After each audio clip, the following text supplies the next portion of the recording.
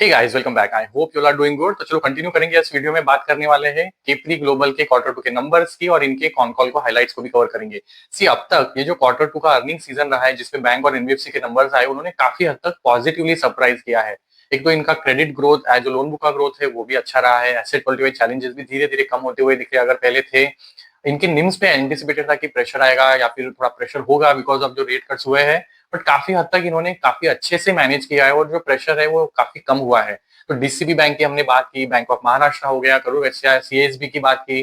5 star के number आए थे, वो भी काफी अच्छे थे। एसेट क्वालिटी चैलेंजेस यहाँ पे कम होते हुए दिख रहे थे। अब just few some time back SBFC के नंबर आए, 29% का लोन बुक का ग्रोथ है, पैड ग्रोथ इज 30%। तो ओवरऑल काफी अच्छे नंबर्स कॉन्स्टेंटली सारे सेगमेंट की जो कंपनीज है जो अच्छा करती है, उन्होंने कंटिन्यूअसली अपना परफॉर्मेंस मेंटेन किया हुआ है। तो इसी वजह से मुझे लगता है कि बैंक्स और एनबीएफसी आर वेल प्लेस्ड। अगर कोई भी मार्केट में रैली आता है तो these companies are going to participate in a big way. तो अब केपरी ग्लोबल की बात करें तो इन्होंने प्रीवियस क्वार्टर में 42% का लोन बुक ग्रोथ दिखाया था। इस क्वार्टर का इनका लोन बुक ग्रोथ रहा है 40%। इनका गाइडेंस होता है 25 to 30% करने का, प्रीवियस ईयर में जो मतलब start of the financial year में जो इन्होंने दिया था, और दोनों क्वार्टर में उसको इन्होंने सरपास किया है। अब इन्होंने इस क्वार्टर के रिजल्ट्स के बाद जो कॉन कॉल हुआ, अपने लोन बुक के गाइडेंस को अपवर्ड रिवाइज किया है। वो एंटिसिपेटेड था बिकॉज दोनों क्वार्टर में H1 में अगर आपने उसको सरपास किया है तो देयर इज हाई पॉसिबिलिटी, क्योंकि H2 तो वैसे ही आपके लिए स्ट्रांग होता है। बैंक के एनबीएफसी के लिए H1 थोड़ा सा सॉफ्टर होता है, H2 में जो क्रेडिट ग्रोथ है और पिकअप होती है। तो अगर वो स्ट्रांग अगर रहने वाला है तो एंटिसिपेटेड था इनका ग्रोथ बढ़ेगा, तो इन्होंने उसको अभी 35% पे रेस किया है। तो लोन बुक का ग्रोथ अच्छा है। Asset quality wise challenges, last quarter में देयर वाज वन हिकअप, जो एक क्रेडिट सॉरी कंस्ट्रक्शन फाइनेंस वाला एक अकाउंट थोड़ा सा एनपीए बना था और जो एमएसएमई में थोड़ा स्लाइट चैलेंजेस था। बट उसके अलावा कोई भी बड़ा कोई ऐसा साइन नहीं था वरी वाला कि इनके एसेट क्वालिटी में कोई चैलेंजेस है। तो वो इस क्वार्टर में again has dipped again sharply. उसके साथ इनका ब्रांच एक्सपेंशन का पेस इज वे हायर, जो इनका खुद का गाइडेंस था। अब इन्होंने बोला था कि हम लोग पूरे साल में 200 ब्रांचेस ऐड कर लेंगे। अब इन्होंने इस क्वार्टर में single quarter Q2 they have added 86 branches.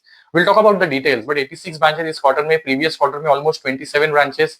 तो ऑलमोस्ट 115 ब्रांचेस इन्होंने एक H1 में ऐड कर लिए। 200 ब्रांचेस ऐड करने का इनका टारगेट पूरे साल में है। और कॉन ने बोला कि हम लोग H2 में 200 ब्रांचेस ऐड करने वाले हैं, तो पूरे साल में तो 300 ब्रांचेस ऐड कर लेंगे। तो एसेट क्वालिटी वाइज चैलेंजेस नहीं है, लोन बुक का ग्रोथ बढ़ रहा है, जो कॉस्ट टू इनकम रेशियो है, मतलब अपने कॉस्ट है वो भी कंट्रोल में रहे हैं। तो कोई दिक्कत दिखती नहीं। और जब हम लोग इनके सेगमेंटल परफॉर्मेंस की बात करेंगे तो इनके सारे segments are participating in this growth. तो ऑल द फ्रंट्स, मतलब जिसपे आप केपरी ग्लोबल को एनालाइज करके देखें, इन्होंने बहुत ही अच्छे नंबर्स पोस्ट किए हैं। एंड प्रोबेबली करंटली जो इनके नंबर्स आए हैं they seems to be the best in class. मतलब इनका लोन बुक कंपेयर करेंगे तो बड़ा है, एसबीएफसी से बड़ा है, या फास्टेस्ट ग्रोइंग जो हाउसिंग फाइनेंस कंपनी है इंडिया शेल्टर, उससे भी बड़ा है। बट 27,000 करोड़ कोई बहुत बड़ा भी नंबर नहीं, इनके लिए ग्रोथ के लिए स्कोप भी है। बट उस पेस उस बुक पे भी ऑलमोस्ट 40% ग्रोथ दिखाना is a good achievement for KP global. तो अगर इनकी अगर हाइलाइट्स की बात करें तो इंटरेस्ट इनकम 57% से बड़ा है। नॉन इंटरेस्ट इनकम जो इनकी एक खास बात है, इन्होंने एक स्ट्रॉन्ग नॉन इंटरेस्ट इनकम अपना बुक बनाया है, जो फी इनकम आता है थ्रू डिफरेंट वेज, वो उसका ग्रोथ 97% रहा है। ऑपरेटिंग एक्सपेंसेस कंट्रोल में रहे हैं। उसका ग्रोथ जो बढ़ने का है वो लोअर साइड पर रहा है, जिससे पैट का ग्रोथ इज वे हायर और स्ट्रॉन्ग ऑपरेटिंग लेवरेज मिला है। 140% इनका पैट का ग्रोथ है। तो जिसकी वजह से आप देखेंगे, और ये हुआ इसी भी वजह से भी है क्योंकि आपका एसेट क्वालिटी में डिटोरिएशन इतना सिग्निफिकेंट नहीं है। आपका एनपीए जो है, एनएनपीए या फिर जेएनपीए, वो तो क्वार्टर ऑन क्वार्टर देखे या फिर ईयर ऑन ईयर देखे वो कम हुआ है। तो कोई दिक्कत ही नहीं है इस क्वार्टर के नंबर्स में। अगर आप देखेंगे तो इनका ढूंढ के भी कोई सच नेगेटिव पॉइंट निकालना इज वेरी डिफिकल्ट। अभी अगर इनके सेगमेंट की बात करें तो सिर्फ इनका एक डाइवर्सिफाइड बुक है, मतलब एज सच कोई इनका डायरेक्ट पीयर भी नहीं है कि चलो इसको डायरेक्टली ऑरेंज टू ऑरेंज या फिर एप्पल टू एप्पल कंपैरिजन हो सके, या कोई गोल्ड फाइनेंस कंपनी के साथ भी डायरेक्ट कंपैरिजन नहीं हो सकता, हाउसिंग फाइनेंस कंपनी के साथ भी नहीं हो सकता, बिकॉज बुक इनका डाइवर्सिफाइड है। तो कंपोजिशन के बुक में गोल्ड लोन का सबसे बड़ा होता है, ऑलमोस्ट अभी 40% पे इनका जो बुक है गोल्ड लोन का पहुंचा है। हाउसिंग फाइनेंस एक बड़ा इनका बुक है लोन का, और कंस्ट्रक्शन फाइनेंस है, फिर एमएसएमई है, और फिर को लेंडिंग वगैरह भी ये करते हैं। तो इस क्वार्टर की हाईलाइट ये भी थी कि इनके सारे सेगमेंट्स ग्रोथ में पार्टिसिपेट कर रहे हैं। मतलब प्रीवियस क्वार्टर तक एमएसएमई का ग्रोथ थोड़ा सा सबड्यूड था, मतलब we know there were challenges in the MSME, यहाँ से डेलिक्वेंसीज बढ़ रही थी, तो इन्होंने भी अपने एमएसएमई सेगमेंट का जो ग्रोथ है पेस उसको थोड़ा कम कर लिया था। प्रीवियस क्वार्टर में 14% था, वो भी एक अपमूव था, मतलब उसके पहले तो सिंगल डिजिट में था, वहां से 14 पे पहुंचा। अभी 18% पे इनका इस क्वार्टर का जो ग्रोथ आया एमएसएमई का वो 18% है। ये अच्छा अगर करने लगेगा तो सी पूरा बुक ही अच्छा कर रहा है। मतलब सी होता क्या है ना, अगर कोई बैंक या एनबीएफसी किसी एक सेगमेंट में अगर प्रेशर फील कर रही है कि भाई एसेट क्वालिटी खराब हो रहा है, तो उसका ग्रोथ वो घटा देती है, अगर माइक्रो फाइनेंस है या फिर एमएसएमई है। और फिर वो अगर बाकी सेगमेंट बढ़ते भी है तो ओवरऑल लोन बुक नहीं बढ़ता है ना, बिकॉज आपका एक सेगमेंट तो आपको नीचे खींच रहा है। बट इनके अभी सारे सेगमेंट्स पार्टिसिपेट कर रहे हैं, तो लोन बुक का ग्रोथ इज लुकिंग गुड। तो इस बार एमएसएमई का ग्रोथ, और ये एमएसएमई सबसे छोटा वीकेस्ट सेगमेंट है, उसका ग्रोथ 18% है। हाउसिंग जो लोन का सेगमेंट है उसका ग्रोथ 37% है, and this is even bigger या फिर हायर देन जो इंडिया शेल्टर सबसे फास्टेस्ट ग्रोइंग कंपनी है, 35-36% करता है, ये उससे ज्यादा पेस से ग्रो कर रहे हैं। इनका गोल्ड लोन का जो बुक है उसका ग्रोथ था almost 58%। Construction finance growth is almost 48%। Gold lending का बुक इज ग्रोन बाय 61%। और इसकी वजह से हुआ क्या है ना, अब हाउसिंग फाइनेंस 37% से ग्रो हो रहा है, बट उसका कॉन्ट्रीब्यूशन 22 पे ही अटका पड़ा है, बिकॉज अदर सेगमेंट तो उससे बड़े बड़े पैसे ग्रो कर रहे हैं। तो ये इनका स्टोरी है। और सबसे लीस्ट जो मतलब स्लोएस्ट सेगमेंट है वो 18% पे एमएसएमई है। तो इन्होंने काफी अच्छा परफॉर्मेंस किया है, जो पूरे सेगमेंट सारे इनके सेगमेंट है वो अच्छा कर रहे हैं। अभी अगर इनके स्प्लिट देखे तो गोल्ड लोन इनका अभी ऑलमोस्ट 10,000 करोड़ को क्रॉस कर गया है, तो ऑलमोस्ट 40% का कॉन्ट्रीब्यूशन है इनका इस सेगमेंट का। अभी अगर इसका यील्ड देखे तो इस सेगमेंट का वो एवरेज टिकट साइज अभी ऑलमोस्ट 1.5 लाख पे पहुंचा है, बिकॉज जब लोन गोल्ड के प्राइसेस इतने बढ़ते हैं तो you can give higher ticket size loan, तो जिसकी वजह से आप देखेंगे कि टिकट साइज धीरे धीरे बढ़ रहा है with the rise in the gold prices, because and still you are maintaining that LTV ratio जो आरबीआई का गाइडलाइन होता है 75% के नीचे मेंटेन करना, उसके नीचे मेंटेन करके भी चल रहे हैं। लाइव अकाउंट्स बढ़ रहे हैं। अब इन्होंने एक क्वेश्चन पूछा गया था इनके कॉन कॉल में कि what is how are you able to charge 18 to 20% on a gold loan which is a secure product. अभी सी केपरी ग्लोबल का पूरा जो लोन बुक है कंप्लीटली सिक्योर्ड है, मतलब अनसिक्योर्ड लेंडिंग ये करते ही नहीं है। तो जो भी तरह का लोन दे रहे हैं उसके पीछे एक एसेट बैक है। तो गोल्ड पूछा गया कॉन कॉल में, how are you able to charge 18 to 20% on a secured loan, right, मतलब how is that even possible. तो इनका कहना है see customer is not looking at the rate you are charging, he wants immediate financing. For example इन्होंने example दिया, दिवाली में suppose some customers want to set up a fire cracker shop, तो उसको immediately 1 lakh की जरूरत है, तो वो अपने घर पे जो पैसा पड़ा हुआ है, गोल्ड पड़ा हुआ है, उसको एनबीएफसी में रख के पैसा उठाता है। 15 दिन का उसका रिक्वायरमेंट है, उसको उसमें 15 दिन में जो भी वो बिजनेस कर लेगा, उसको 1 लाख का ऑन अ कैपिटल ऑफ 1,78,000 का अगर प्रॉफिट भी बन जाता है, उसके लिए अगर हम लोग 20% चार्ज कर रहे हैं तो 10-20 हजार का खर्चा है उसके लिए, वो फिर भी 15-20 दिन में 50 से 60 हजार रुपए कमा सकता है। तो essentially people are using gold for growing their capacity of generating the income.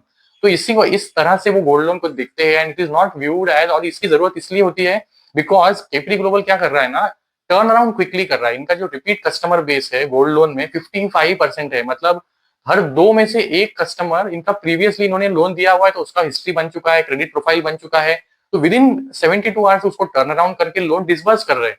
तो कस्टमर के लिए हैसल कम है, उसको डॉक्यूमेंटेशन वगैरह करने की ज्यादा जरूरत नहीं है, क्योंकि इनके सिस्टम्स है वो they are strong enough to take care of any red flags अगर कुछ आते हैं।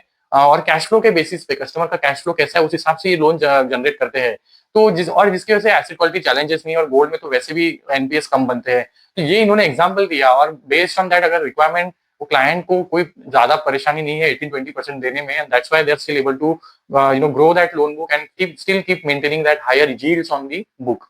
अभी अगर सेकंड सेगमेंट की बात करें जो इनका कंस्ट्रक्शन फाइनेंस, तो यहाँ पे एक अकाउंट थोड़ा लास्ट क्वार्टर में दिक्कत थी जो एनपीए बना था, बट इस क्वार्टर में again things have back to normal. इनका जो सैंक्शन है वो बढ़े, अब now it is almost at 52 crore, और ये डाइवर्सिफाइड बुक है, इसमें अब लाइव अकाउंट्स भी बढ़े। तो इसेंशियली ये क्या करते हैं, ये टीयर 1 और मेट्रो सिटीज में जो रियल एस्टेट डेवलपर्स है, these are small and mid size जो रियल एस्टेट डेवलपर्स है, उनको ये बिल्डिंग्स या फिर जो प्रोजेक्ट्स है वो डेवलप करने में ये फाइनेंसिंग करते हैं, और उसमें जो भी एसेट या रियल एस्टेट प्रॉपर्टी बना रहे हैं वो खुद एसेट उनका कोलैटरल होता है।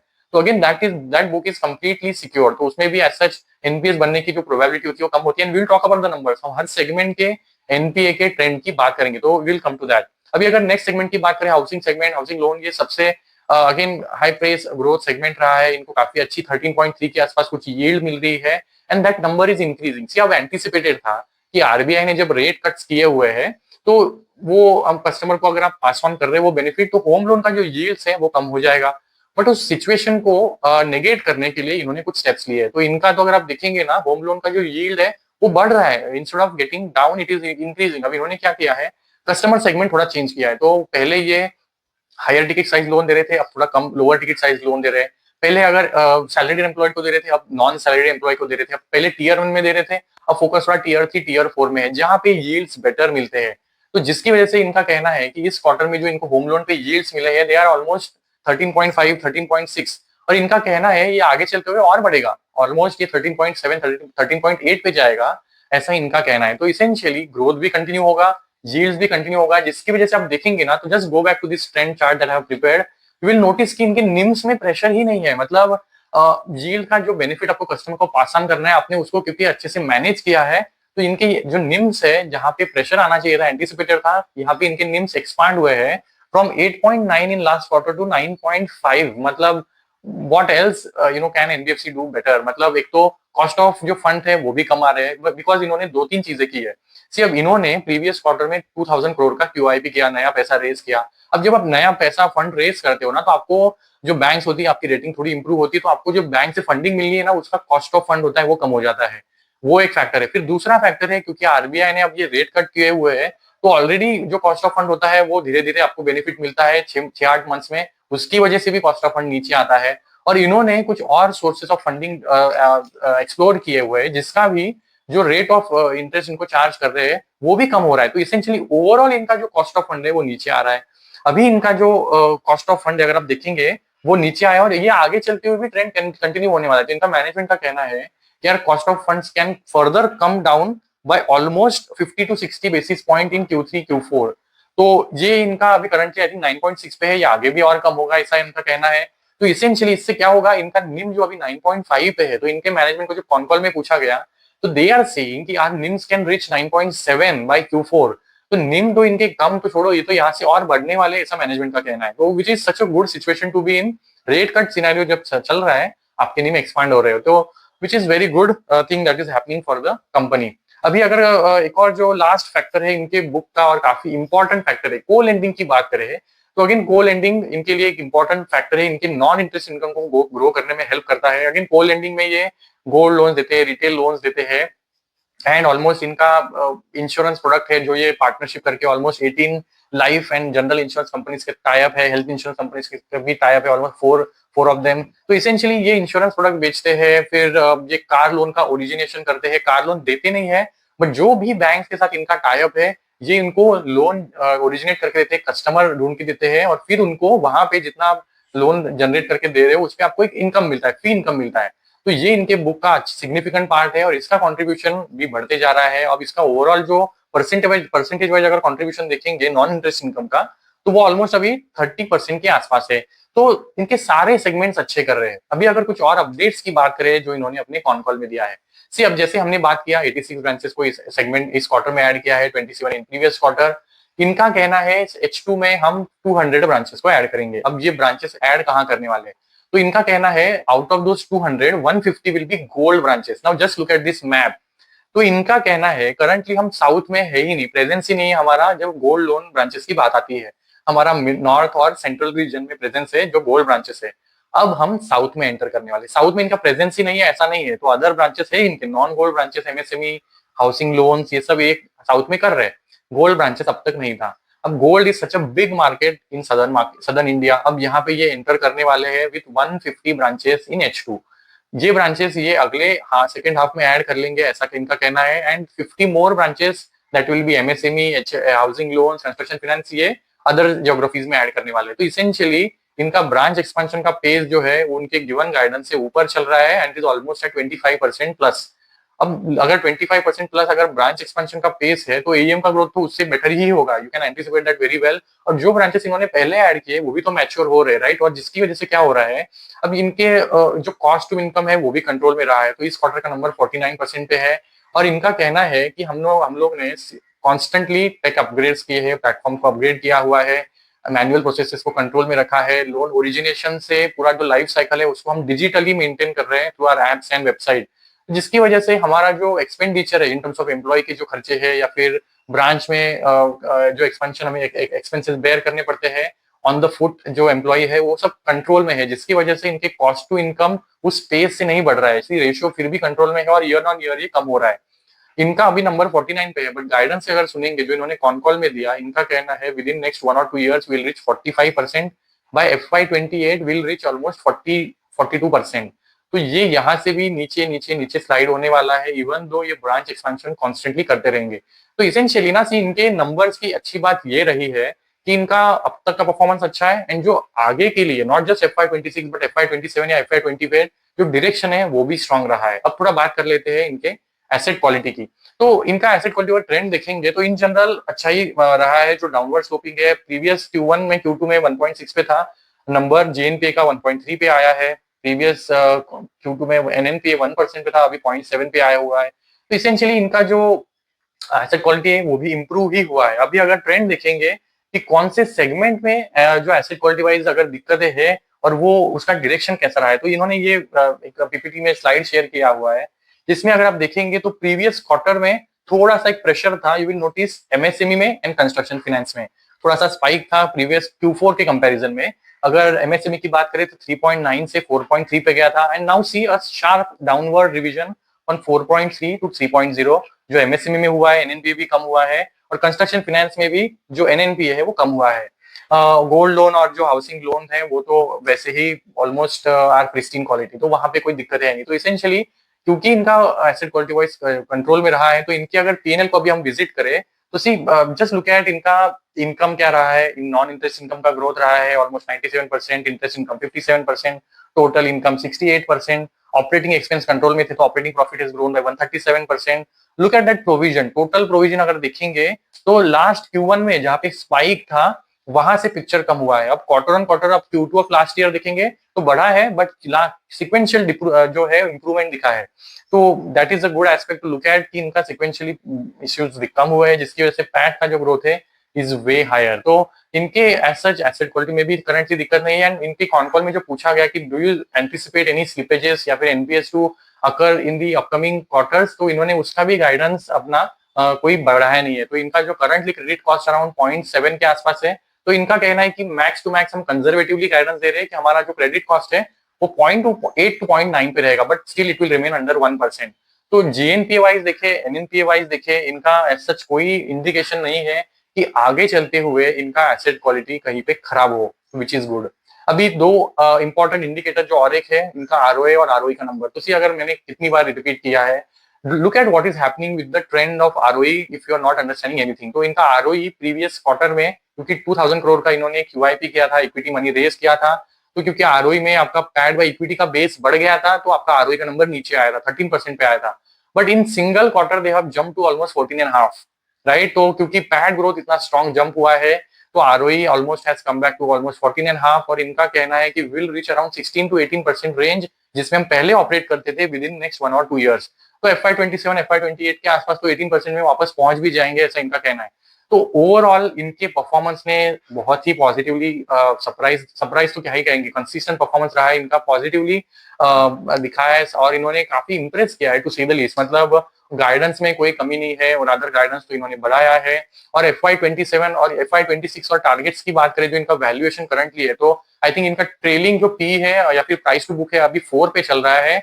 इनका जो प्राइस टू बुक अगर फ्यूचर 1 ईयर फॉरवर्ड वाला FY26 वाला कैलकुलेट करे, क्योंकि इन्होंने अपने कॉन कॉल में स्पेसिफिक नंबर की बात की, तो इनका कहना है कि हमारा जो लोन बुक है, एयूएम है, वो FY26 एंड तक 32,000 करोड़ तक पहुंचेगा, और जो पैट का नंबर होगा 850 करोड़ का होगा बाय एंड ऑफ FY26। अभी आई थिंक 420 पे कुछ बैठे हैं ये, तो इजीली कर लेंगे ये क्योंकि H2 बेटर होता है। तो अगर ये 850 करते हैं और ये अगर मार्केट कैप बाय पैट करेंगे तो इनका जो पी निकल के आता है it is well under I think around 20%, और उसी परसेंटेज में आप प्राइस टू बुक भी कैलकुलेट करके देखेंगे तो 3.3 के आसपास इनका 3.2 3.3 के आसपास इनका प्राइस टू बुक है। यहाँ पे 3.2 3.3 पे आपको ऐसा एनबीएफसी मिल रहा है जो 40% पे आपका लोन बुक ग्रो कर रहा है, एसेट क्वालिटी वाइज चैलेंजेस नहीं है, ब्रांच एक्सपेंशन का पेस एग्रेसिव है, एंड जो गाइडेंस है that is also even stronger. तो I don't see there is any reason to believe कि करंटली इनके बुक में कोई चैलेंजेस होते हैं। मैंने खुद ने ये बात बोला है कि जब भी बैंक्स और एनबीएफसी की बात आती है, अ स्लोअर एंड स्टेडियर अप्रोच, मतलब हाई पेस से ग्रो करना एंड देन फ्यूचर में एसेट क्वालिटी चैलेंजेस को फेस करना, उससे अच्छा है कि भाई आप कंसिस्टेंटली स्लोअर पेस से ग्रो करो। बट अगर आपका बुक सिक्योर्ड है, जैसा क्रेडिट कैपिटल ग्लोबल का है, 100% बुक इज सिक्योर्ड, और अगर आप उसको वेल मैनेज करके अगर आप एसेट जो अपना ग्रोथ है, क्रेडिट का ग्रोथ है, अगर उसको मेंटेन कर सकते हो, तो विच इज वेरी गुड। मतलब ये एक एनबीएफसी है जो मेरे रडार पे हमेशा रहती है, एंड एसबीएफसी, बट इन दोनों ने कंसिस्टेंटली अच्छा परफॉर्मेंस किया है। और सबसे जरूरी बात है, क्रेडिट क्वालिटी जो अपना है उसको मेंटेन किया हुआ है। और इसके पीछे इन्होंने मल्टीपल रीजंस को एक्सप्लेन किया है कि AI indicators they are using to see any red flags कभी भी आते हैं, and they don't wait for things to get worse. तो जब भी कुछ रेड फ्लैग दिखता है वो तुरंत वहां पे काम पे लग जाते हैं कि भाई उसको फटाफट उस पर काम करो। अगर पैसा टाइमली नहीं आ रहा है तो क्यों नहीं आ रहा है, फॉलो अप लो, कस्टमर से बात करो, सिचुएशन को अंडरस्टैंड करो, उसको इंप्रूव करने के लिए एफर्ट स्टार्ट करो। ये तो तुरंत उस पर लग जाते हैं, जिसकी वजह से इन्होंने प्रॉब्लम्स को टाइमली और अर्ली सॉल्व कर लिया है without it getting into a bigger snowball. तो ये इनकी खास बात रही है, and the guidance is even good. तो things are really good for them. I think currently it looks to be the best NBFC at this moment, but I just wish, pray and hope they continue to do so, because अगर ये करता रहेगा, इनकी valuation बिल्कुल भी demanding नहीं है जो एक ग्रोथ दिखा रही है। और अगर ये बैंकिंग स्पेस अच्छा करेगा तो दीज काइंड ऑफ एनबीएफसी और bank that are doing really well, इनका डेफिनेटली जो री रेटिंग है कुछ हद तक होगा। ये डेफिनेटली 4-5 के प्राइस टू बुक पे भी कमांड कर सकती है, गिवन जो ये करंटली ग्रोथ दिखा रहा है। We will have to track that, but if you have any queries let me know. That is was in the upcoming video. Thank you so much.